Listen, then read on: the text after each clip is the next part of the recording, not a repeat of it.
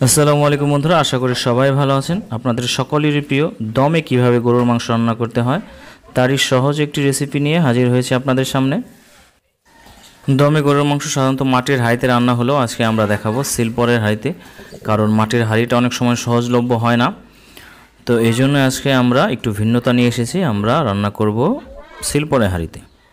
তো এটা রান্না করার জন্য প্রথমে আমরা মাংস নিয়েছি 1.5 কেজি চর্বি সহ এবং হাড় সহ, হাড্ডি সহ, সমস্যা নেই। এরপর এটা ভালো করে ধুয়ে নিয়ে আমরা এতে পেঁয়াজ দিয়ে দিব 6টা, বা আপনি একটু কম বেশি করে দিতে পারেন। এরপরে টমেটো দিব আমরা 1টা। এরপরে আমরা দিব মিক্স কারি মশলা 2 টেবিল চামচ, অথবা একটু বেশিও দিতে পারেন, সমস্যা নেই।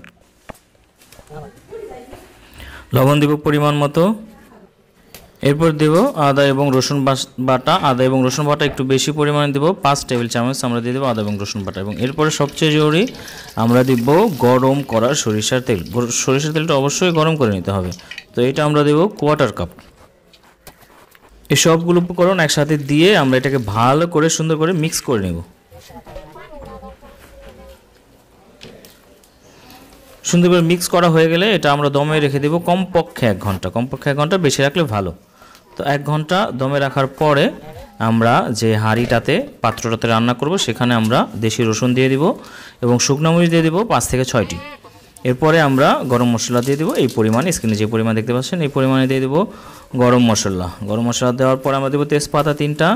এরপরে আবার 1/4 কাপ দিব আমরা গরম করা সরিষার তেল। সরিষার তেলটা দিয়ে এরপরে আমরা যে মাংসটা ম্যারিনেট করে রেখেছিলাম সেটা এখানে দিয়ে ভালো করে আবারও মিক্স করে নেব।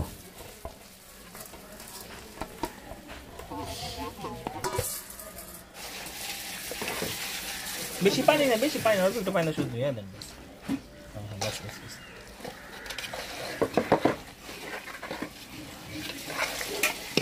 এটা কি একদম পানি ছাড়া?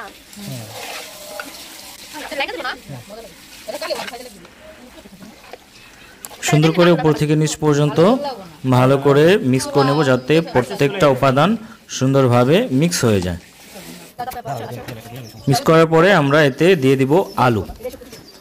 আলুটা আমরা এখানে যেহেতু নতুন আলুটা এখানে আমরা এটার যে স্কিনটা চোকলা সহই দিয়েছি, আপনি চাইলে ছিলে নিতে পারেন। এরপরে আমরা এটাকে সিলগালা করে দেব আটা অথবা ময়দা দিয়ে, এইরকম করে ঠিক যেমনটা আমরা ওই কাচ্চি বিরিয়ানি রান্না করার সময় করি, ঠিক ওই রকম। এখানে কিন্তু আমরা কোনো রকম পানি ইউজ করিনি, মাংস যে পানিটা আছে ওইটা দিয়ে কিন্তু হয়ে যাবে। এরপরে আমরা নিচে এরকম লোহার একটা পাত্র বসিয়ে এরপরে উপরে আমাদের যে পাত্রটা আছে এটা আমরা বসিয়ে দেব। রান্নার যে পাত্রটা সরাসরি বসাতে যাবে না, তাহলে কিন্তু নিচে লেগে যাবে। তো এইরকম পরে কিছুক্ষণ পরে দেখবেন যখন এরকম পাশ দিয়ে ধোয়া উঠছে, তখন কিন্তু আপনাকে এই রকম করে ঝাঁকিয়ে দিতে হবে বেশ কয়েকবার। এই গরু মাংস রাঁধতে 1 ঘন্টা 25 থেকে 1.5 ঘন্টা সময় লাগবে। তো এর ভিতরে কিন্তু আপনাকে বেশ কয়েকবার এরকম ঝাঁকিয়ে নিতে হবে। তো 1.5 ঘন্টা শেষ হয়ে গেছে আমাদের মাংস রাঁধতে, প্রায় 1.5 ঘন্টা সময় লেগেছে। তো তারপরে দেখেন ফাইনালি যে আমাদের মাংসটা কিন্তু রান্না হয়ে গেছে।